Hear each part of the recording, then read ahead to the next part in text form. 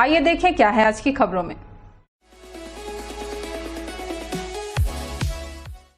Transport नगर को लेकर मंत्री और प्रशासन एक बार फिर से आमने सामने हो गए हैं। मंत्री जय सिंह अग्रवाल ने चेतावनी दी है कि अगर प्रस्तावित जगह से अगर ट्रांसपोर्ट नगर शिफ्ट किया गया तो कलेक्टर को शिफ्ट कर दिया जाएगा। इतना ही नहीं, मंत्री जय सिंह अग्रवाल ने अधिकारियों को चेतावनी भरे लहजे में कहा, अगर एक सप्ताह के भीतर काम नहीं हुआ तो फिर बताता हूँ। बता दें कि औद्योगिक नगरी कोरबा जिले में शहर के बीचों बीच संचालित ट्रांसपोर्ट नगर लोगों के लिए एक बड़ी समस्या है। यहाँ से हैवी वाहन लोड होकर गुजरते हैं, जिससे आए दिन हादसे होते हैं। ऐसे में ट्रांसपोर्ट नगर को कोरबा शहर से बाहर बरबसपुर क्षेत्र में शिफ्ट करने को लेकर 3 साल पहले ही प्लान तैयार कर लिया गया था, लेकिन अब भी ये काम अधूरा है। प्रस्तावित ट्रांसपोर्ट नगर का निरीक्षण करने मंत्री जय सिंह अग्रवाल पहुंचे, जहां पर अधूरा काम देखकर उन्होंने अधिकारियों को फटकार लगाया और कहा कि शहर का सत्यानाश नहीं होने दूंगा। ये चीज आप लोग जान लीजिए, चाहे जो भी अधिकारी अपने को पावरफुल बताता हो, मेरे शहर में मैं मनमानी गुंडागर्दी नहीं चलने दूंगा। बहुत हो गया और ट्रांसपोर्ट नगर तो शिफ्ट नहीं होगा, कलेक्टर यहाँ से शिफ्ट होगा। बता देता हूँ, मैं अभी 1 सप्ताह का वक्त देकर जा रहा हूँ। अगर 1 सप्ताह में नहीं हुआ तो फिर बताता हूँ। साथ ही शहर से कोयला ट्रांसपोर्टिंग नहीं होगी। मीडिया से बात करते हुए मंत्री ने कहा, कोयला के ट्रांसपोर्टिंग में अधिकारियों को लाभ मिलता होगा, इसलिए ये लोग इसको शिफ्ट नहीं करना चाहते हैं, इसलिए ये लोग विवाद पैदा करना चाहते हैं। कलेक्टर को ट्रांसपोर्ट नगर को शिफ्ट करने का अधिकार नहीं है, वे अपने अधिकार का दुरुपयोग कर रहे हैं। मंत्री ने पूर्व कलेक्टर और वर्तमान कलेक्टर पर काम को अटकाने और गुमराह करने का भी आरोप लगाया। टीपी नगर कोरबा में नया मास्टर प्लान जब कोरबा का लागू हुआ, उसके पहले विधिवत बैठक हुई थी। उस बैठक में तत्कालीन सांसद, मैं स्वयं विधायक के रूप में, महापौर, आपके कलेक्टर, टाउन कंट्री प्लानिंग के बागड़े जी, सभी लोग उपस्थित थे। उसमें और भी जनप्रतिनिधि लोग उपस्थित थे और उस समय ये निर्णय हुआ था कि ट्रांसपोर्ट नगर बरबसपुर में बनेगा और बरबसपुर में ऑलरेडी 72 एकड़ जमीन नगर निगम को आवंटित थी। उसका पैसा नगर निगम ने पहले ही जमा किया था, जो कचरा को रखने के लिए वो जगह बनाई गई थी। लेकिन कचरा को नष्ट करने का अभी जो अभियान चला है, उसमें 42 एकड़ जमीन जो रोड के इस पार जो थी वो खाली पड़ी हुई थी और 30 एकड़ जमीन में कचरा पहले से डाला जा चुका है, जिसको कचरा को उठाने का उसका भी निविदा हो चुका है। तो इस प्रकार से योजना बनी थी कि पहले 42 एकड़ में ट्रांसपोर्ट नगर फेज 1 बनेगा, फिर वो 30 एकड़ जमीन में आपका फेज 2 बनेगा। ये तय हुआ था, जो आपका राजपत्र में प्रकाशित है, मास्टर प्लान में है। और मास्टर प्लान में होने के बाद फिर उसके बाद ये एक मामला आया कि जो जमीन है वो उसके जिस पर्पज से दी गई थी वो पर्पज से हल नहीं हो रहा है। तो उसके बाद राज्य सरकार यहाँ से कलेक्टर के माध्यम से प्रस्ताव राज्य सरकार को गया, जिसमें नगर निगम ने भी अपनी वो जताई सहमति और राज्य सरकार ने आवास परिवहन मंत्रालय ने उसमें उसका लैंड यूज को चेंज किया टीपी नगर के लिए।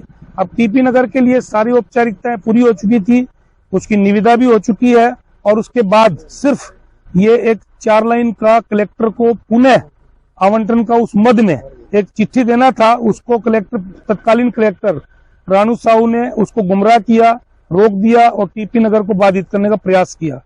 जानकारी के अनुसार कोरबा शहर के मध्य स्थित परिवहन नगर के कारण शहर की चरमरा रही यातायात व्यवस्था आम नागरिकों का सड़कों पर सुरक्षित चलने और प्रदूषण की समस्या से कोरबा वासियों को निजात दिलाने के लिए राजस्व मंत्री जय सिंह अग्रवाल की पहल पर तत्कालीन सांसद, महापौर एवं अन्य जनप्रतिनिधियों के साथ टाउन एंड कंट्री प्लानिंग और प्रशासन के अधिकारियों साथ बैठक आयोजित की गई थी, जिसमें बरबसपुर में नया ट्रांसपोर्ट नगर स्थापित करने का निर्णय लिया गया था।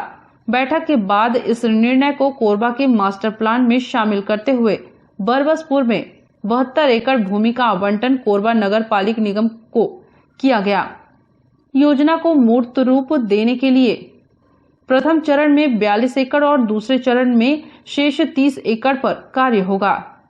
नया परिवहन नगर को बरबसपुर में बनाए जाने के लिए 3 साल पहले भूमि पूजन भी संपन्न हो चुका है, लेकिन अब तक काम अधूरा है। टीपी नगर का मामला चूंकि मसाहती भूमि है, इसलिए उसका स्थल निरीक्षण करने और राजस्व के जो रिकॉर्ड है उसको मिलान करने के लिए अभी एक विजिट हुआ था। उसके बाद आगे का जो निर्देश होगा उस पर आगे कार्रवाई होगी। अभी देखिए, चूंकि आपने बताया कि वो मसाहती गांव है और हमारे राजस्व रिकॉर्ड में भी मसाहती गांव है, तो इसलिए उसका मैप फिक्स्ड नहीं है। इसलिए राजस्व रिकॉर्ड का मिलान करके आज मौका निरीक्षण किया गया है और इसके आधार पर जो राजस्व रिकॉर्ड में जो जितना जमीन जो दिख रहा है उसके आधार पर आगे का प्लान तैयार होगा। नमस्ते कोरबा न्यूज के लिए संतोष अग्रवाल के साथ अजय अग्रवाल की रिपोर्ट।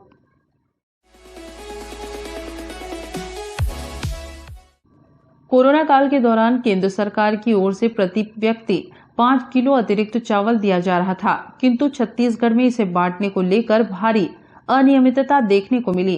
खाद्यान्न वितरण के सिस्टम को सुधारने के लिए नई POS मशीन व उसके साथ वजन करने वाली मशीन को जोड़ने एवं सर्वर में समस्या के कारण अनेक हितग्राहियों को नवंबर माह का राशन वितरण नहीं हो पाया।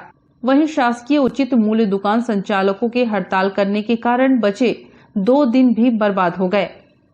भाजपा कोसाबाड़ी मंडल ने जिला खाद्य अधिकारी को ज्ञापन सौंपकर मांग की है कि सभी सोसाइटियों के अनाज वितरण के समय को बढ़ाया जाए एवं माह के प्रत्येक दिन राशन का वितरण हो, यह सुनिश्चित किया जाए। इसके साथ ही जिन हितग्राहियों को नवंबर माह का भी राशन नहीं मिला है, उन्हें दिसंबर माह के साथ वह राशन आवंटित किया जाए, न कि उसे लैप्स किया जाए। साथ ही अनेक सोसाइटी में नियमित रूप से राशन का आवंटन नहीं किया जाता, दोपहर के बाद उसे बंद कर दिया जाता है, उसे भी लेकर शिकायत की गई। शीघ्र ही इस समस्या का निराकरण करने का आग्रह किया गया। अभी छत्तीसगढ़ में विगत कुछ दिनों पूर्व केंद्रीय मंत्री के आने प्रवास के दौरान सूचना मिली थी कि जो चावल का आवंटन है गरीबों को, वो सही ढंग से नहीं हो रहा है। जो केंद्र सरकार अतिरिक्त चावल दे रही है वो आवंटित नहीं हो रहा है और इसके लिए जो चावल आवंटन के लिए मशीनों के साथ एक वेट मशीन भी लगाई गई है कि किस हितग्राही को कितना चावल दिया जा रहा है, जिसके कारण थोड़ा सा चावल वितरण में विलंब हो रहा है और सर्वर डाउन की बार बार शिकायत आ रही है, जिसके कारण नवंबर माह का बहुत सारा जो हितग्राही हैं जिनको चावल नहीं मिल पाया, उस हेतु और जो समय है राशन दुकानों का खुलने और बंद होने का, वह पूरे माह हो और एक निश्चित समय में दुकानें खुलें और बंद होए, इस उद्देश्य से हम लोगों ने एक ज्ञापन जिला खाद्य अधिकारी को दिया है ताकि आम जनों को जो परेशानी हो रही है उससे उनको निजात मिले। नमस्ते कोरबा न्यूज के लिए अजय अग्रवाल के साथ ममता साहू की रिपोर्ट।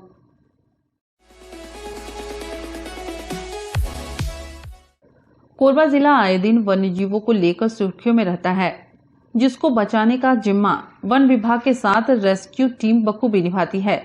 इसके साथ ही अब आम लोगों में भी जागरूकता आने लगी है। आम लोग भी वन विभाग के रेस्क्यू टीम के साथ कंधे में कंधा मिलाकर वन्य जीवों की सुरक्षा के लिए आगे आए हैं। ऐसा ही मामला आज 15 ब्लॉक कॉलोनी में देखने को मिला। यहाँ रह रहे सुशील कुमार दास 15 ब्लॉक निवासी ने वन विभाग को जानकारी दिया कि मेरे घर के सामने रह रहे आशीष चौधरी के घर एक उल्लू रात से एक जगह गिरा हुआ है, जो कि उड़ पाने में असमर्थ है, जिसको आशीष चौधरी की पत्नी देखरेख कर रही है, पर उसको चिकित्सा की आवश्यकता है, जिसके लिए उन्होंने वन विभाग के उच्च अधिकारियों को इसकी जानकारी दी, जिसके फौरन बाद स्नेक रेस्क्यू टीम प्रमुख वन विभाग सदस्य जितेंद्र सारथी को इसकी जानकारी दी गई। मौके पर पहुंचे रेस्क्यू टीम ने उल्लू का रेस्क्यू किया। जितेंद्र सारथी ने बताया इसे बर्न आउट, हिंदी में खलियान उल्लू, श्वेत उल्लू कहते हैं। जिसके बाद उल्लू को पशु चिकित्सक को दिखाया गया, जिसमें डॉक्टर के प्राथमिक उपचार में स्वस्थ पाया गया। जिसके बाद कोरबा वन विभाग के वरिष्ठ अधिकारी के दिशा निर्देश पर उल्लू को जंगल में छोड़ दिया गया। क्या हमारे घर के सामने आशीष चौधरी रहते हैं। उनकी मिसेज नीति चौधरी ने हमें खबर किया कि उनके घर में एक उल्लू है, जिसे हमने उन्होंने बताया कि भाई हमें वन विभाग को सूचित करना चाहिए। तब मैंने DFO को भी सूचित किया। उसके बाद SDO आशीष खलवार जी को भी सूचित किया। उन्होंने रेस्क्यू टीम को भेजा और रेस्क्यू टीम के अंदर जितेंद्र सारथी ने आके उनको खूब बखूबी से उसको रेस्क्यू कर ले गए। सर कल जैसे 9:30 बजे करीबन कुछ आवाज आया छत के ऊपर, तो करीबन 2-3 बार आवाज काफी तेज का था। तो फिर मैं लड़के को मैं ऊपर चढ़ाई, चढ़ाने के बाद फिर लगा कि कुछ है, तो लड़का बोलता है कुछ मतलब पक्षी है। तो मैं बोली उसको उतारो। तो उतारने के बाद देखिए धागा में लपटा हुआ था। फिर उसको निकालने के बाद घर में लेके आए। लेके आने के बाद में उसको फिर देखी कि यहाँ पे पंख में कुछ धागा काफी तेज से बंधा हुआ था। बंधने के बाद फिर मैं उसको ब्लेड से उसको धागे को निकालने के बाद में उसको फिर मैं रखी। फिर उसके रखने के बाद में फिर मेरे को ठीक नहीं लगा, इसलिए फिर मैं रेस्क्यू वाले को इन्फॉर्म करने के लिए मामा को बोली, तो मामा फिर आप लोग को बुलाए। जितेंद्र सारथी ने बताया, इन वन्य जीवों को बचाना हम सभी की जिम्मेदारी है। इन जीवों को बचा पाने में अगर हम सफल नहीं हुए तो आने वाली हमारी पीढ़ी सिर्फ किताबों में इन जीवों को देख पाएगी। नमस्ते कोरबा न्यूज के लिए संतोष अग्रवाल के साथ अजय अग्रवाल की रिपोर्ट। बुलेटिन में अब वक्त है एक छोटे से ब्रेक का। मिलते हैं ब्रेक के बाद। आभूषण आपके व्यक्तित्व की पहचान है और आपके पहचान को पिछले 35 सालों से पूरा करते आ रहे हैं हम। जेके ज्वेलर्स सिर्फ एक नाम नहीं है, भरोसा है लोगों का। इसलिए तो हम कहते हैं, आपका विश्वास ही हमारी परंपरा है। गोल्ड, डायमंड, सिल्वर, कुंदन व जेमस्टोन ज्वेलरी की सबसे विशाल वैरायटी के साथ हमारे यहाँ आपको मिलता है स्पेशल वेडिंग लाउंज, आपकी शादी की सभी जरूरतों को पूरा करने। कोरबा की सबसे विश्वसनीय, जांची व परखी जगह है जेके ज्वेलर्स। हमारे नवनिर्मित शोरूम में इन त्योहारों के अवसर पर पधारिएगा जरूर। जेके ज्वेलर्स, दीनदयाल मार्केट के पास, power house road, Korba. Contact 8822299906। सर्व सुविधा युक्त दंत चिकित्सालय Vivek dental clinic, best hygienic clinic, specialised dental surgeon doctor Vivek Ranjan Mahato, BDS specialised dental surgeon. हमारी उपलब्ध सुविधाएं: computerised OPG machine, dental X-ray, दांतों की सफाई और ब्लीचिंग अल्ट्रासोनिक स्केलर द्वारा, क्राउन एवं ब्रिज, फिक्सिंग दांत, सभी प्रकार के क्राउन, मेटल व सेरेमिक, कॉस्मेटिक फिलिंग, टेढ़े मेढ़े दांत व बाहर निकले दांतों का इलाज फिक्स स्टेट वायर तकनीक द्वारा, single setting root canal treatment, 32 set, dental implant, बिना अगल बगल के दांत घिसे फिक्स दांत लगाने की सुविधा, फिक्स 32 लगवाने की सुविधा, डेंटल इम्प्लांट, फिक्स दांत, सभी प्रकार के दांत, स्मार्ट कार्ड व राशन कार्ड द्वारा इलाज में 15 से 25% की छूट।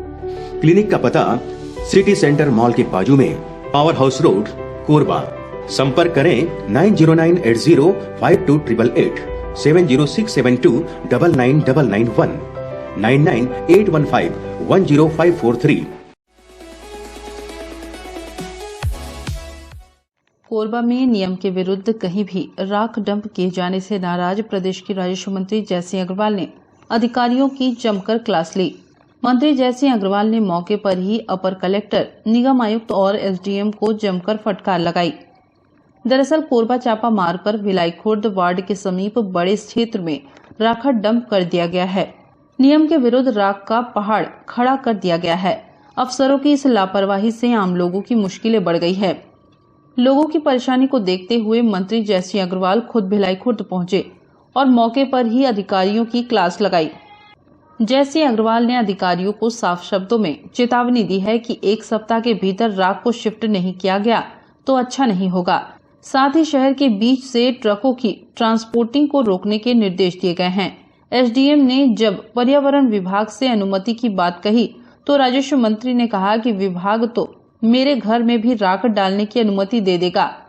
उन्होंने कहा कि अगर कोई अपने प्राइवेट जमीन पर राख डलवाता है तो उन्हें कोई आपत्ति नहीं है। सरकारी जमीनों पर इस तरीके से राख डालना बंद करना होगा, चाहे वह किसी भी पावर प्लांट से क्यों न निकल रहा हो। 1 हफ्ते का टाइम दे रहा हूँ काट लेगी। ये अगर मेरे को रोड से 1 इंच ऊपर दिखी इसको प्लेन कराइए, दुकानदारी बंद करवाइए। बहुत हो गया, मैं बोल चुका हूँ। मैं एसडीएम बुलाओ उसको, बोला उसके बाद भी असर नहीं हुआ। दिलवाए अपनी सहमति से मेरे को कोई आपत्ति नहीं। सरकारी जमीन में इस प्रकार से अगर पहाड़ बनाओगे मेरे को आपत्ति है। मैंने आपको उस दिन बोला था मैडम कि ये सब मेरी विधानसभा में राकड़ खेल बंद होना चाहिए करके, ये पहाड़ कैसे बन रहे हैं। से राकड़ हमको परमिशन ही बता रही है। इन्वायरमेंट वाला तो मेरे घर का परमिशन दे देगा, तो क्या वहाँ डाल दोगे राकड़? ये कोई तरीका थोड़ी है भाई। रोड से ऊंचा पहाड़ बना दिया इसने, कल ये राकड़ उड़ेगी, कल जमीन का सत्यानाश कर दिया। सरकारी जमीन है तो इसका मतलब थोड़ी कि उसको कुछ भी कर दो। निगम से एनओसी देने का प्रावधान है क्या राष्ट्रदाय में? निगम एरिया में तो बोलिए, अभी आपको नोटिस भी दिया हो तो कहने तो फिर डल कैसे नहीं? रिहायशी एरिया जो सामने स्कूल है, ये सामने बाउंड्री वाल लगी हुई है, सामने स्कूल तो है ये, तो और क्या रिहायशी होगा स्कूल से बड़ा?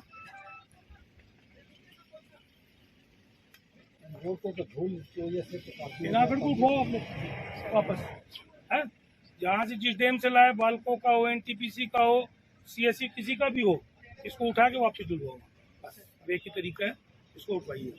ये स्पॉट मेरे विधानसभा क्षेत्र के अंतर्गत भिलाई खुर्द स्कूल के ठीक सामने राकड़ का पहाड़ बनाया गया है, बिल्कुल अवैध है और जिन अधिकारियों ने परमिशन दिया है वो गलत है, वो दोषी है इसमें, और इसके लिए मैं कार्रवाई के लिए लिखूंगा। इसकी जांच की जाएगी और मैंने एडिशनल कलेक्टर, एसडीएम, तहसीलदार, नगर निगम आयुक्त सभी को यही स्पॉट पे निर्देश दिया है कि इस राकड़ को जो एक्स्ट्रा है ऊपर जो उठाए रोड से, इसको तत्काल हटवाएं और इसको प्लेन करवाएं तुरंत। ये मैंने निर्देश दिए हैं। और कोरबा मेरे विधानसभा क्षेत्र के अंतर्गत कहीं भी राकड़ न पटाएं। अगर कोई किसी की प्राइवेट जमीन है, वो अपनी स्वेच्छा से डलवाना चाहते हैं तो उसके लिए हम मना नहीं करेंगे, लेकिन सरकारी जमीनों पे लो लैंड एरिया में राकड़ भरने का प्रावधान है। लेकिन इसका मतलब ये नहीं है कि मट्टी खोद के पहाड़ बना दो। ये मट्टी खोद के पहाड़ बनाया गया है, ये बिल्कुल अवैध है। और जो भी आदमी इसको काम कर रहा है, जिसकी भी राकड़ है, उनके लिए भी चेतावनी है कि वो इस गलत काम से, अवैध काम से दूर हट जाए। नगर निगम क्षेत्र है, नगर निगम आयुक्त खड़ा है, उनसे पूछो परमिशन दिया है क्या? वो मना कर रहे हैं, आप पूछिए। बिल्कुल हमने इसलिए किया है कि ट्रांसपोर्ट नगर बाहर अगर बन जाता है अभी तक, तो आपकी शहर की जो कोयला की गाड़ियां हैं वो बाहर हो जाती। इसलिए हमने निर्देश दिया है, जो भी अधिकारी पैसा खा के परमिशन देते हैं और कोयला की ट्रकें शहर से जो गुजर रही हैं, उनको हमने बंद करने का निर्देश दिया है। बंदियों को हम वैधानिक कार्रवाई करेंगे। ट्रांसपोर्ट नगर इसीलिए बनाया जा रहा है। 1 साल कार्यकाल बचा है आपका, हाँ, तो हम ये मान के चलें कि कोरबा की बदली हुई तस्वीर देखने को मिलेगी। बिल्कुल कोरबा की तस्वीर बदल रही है, रोडों के निर्माण हो रहे हैं, आपका मेडिकल कॉलेज प्रारंभ हो चुका है, आपके शिक्षा और चिकित्सा के क्षेत्र में खूब काम हुआ है, और भी बहुत से निर्माण और विकास कार्य हुए। ऐसा नहीं कि काम नहीं हुआ है, काम नहीं। राकड़ का मेरे संज्ञान में है और मैं इसमें जो भी होगा वैधानिक कार्रवाई कराऊंगा इसमें। आपको याद होगा विगत दिनों जितने भी जो पीएसयूज है जहां से राकड़ का उत्सर्जन होता है, उनकी एक बैठक लेकर उस जगह पर डंपिंग न करने के लिए उनको निर्देश दिए हैं, और जो भी अनधिकृत जगह पर डंपिंग कर रहे हैं उस पर कार्रवाई हो रही है। इसके संबंध में मैं आरओ जो पर्यावरण के अधिकारी हैं उनसे चर्चा करके बताता हूं कि अगर उन्होंने परमिशन दिया होगा या अनधिकृत तौर पर किसी ने यहां पर डंप किया होगा तो उस पर कार्रवाई होगी। नमस्ते कोरबा न्यूज के लिए अजय अग्रवाल के साथ राम कुमार यादव की रिपोर्ट।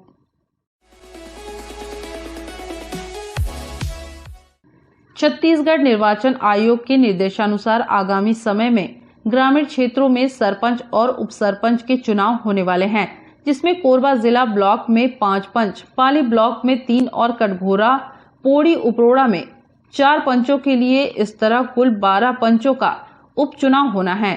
इसके साथ 3 सरपंच के पद पर उपचुनाव होना है। कोरबा जिले में निर्वाचन अधिकारी ने उपचुनाव शांतिपूर्वक कराने के लिए अधिकारियों की नियुक्ति कर दी है। निर्वाचन आयोग छत्तीसगढ़ के निर्देशानुसार आगामी समय में जो रिक्त पद है पंच और सरपंचों को, उसमें उपचुनाव होने हैं, जिसके अंतर्गत कोरबा ब्लॉक में 5 पंचों के लिए, पाली ब्लॉक में 3 पंच के लिए, पोड़ी परोड़ा में 4 पंच के लिए कुल 12 पंचों के लिए उपचुनाव होने हैं। साथ ही 3 सरपंच के पद पर निर्वाचन होना है, उपचुनाव होना है, जिसमें पाली ब्लॉक में 1 सरपंच के लिए और पोड़ी उपरोड़ा ब्लॉक में 2 सरपंचों के लिए उपचुनाव संपन्न होना है, जिसके लिए जिला निर्वाचन अधिकारी के द्वारा जो है जो आरओ और एआरओ की नियुक्ति कर दी गई है। साथ में जो उपचुनाव से संबंधित सभी कार्यों के लिए समय समय पर हमारे द्वारा मतदाता पुनरीक्षण का काम भी पूर्ण कर लिया गया है, और आने वाले समय में जो उपचुनाव जो है शांतिपूर्ण संपन्न होगा, ऐसा उम्मीद कर रहे हैं। नमस्ते कोरबा न्यूज के लिए संतोष अग्रवाल के साथ रामकुमार यादव की रिपोर्ट।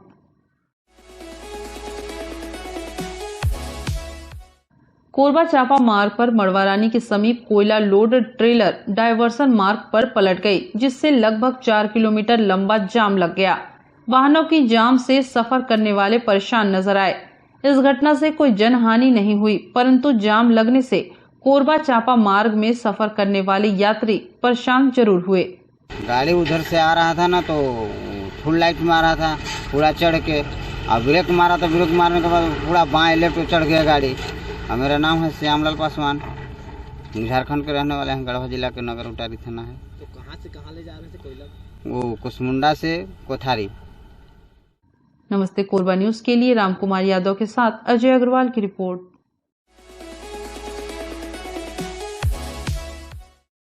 हमें जानकारी मिली है कि कुछ लोग नमस्ते कोरबा समाचार में खबर चलाने के नाम से पैसों की उगाही कर रहे हैं।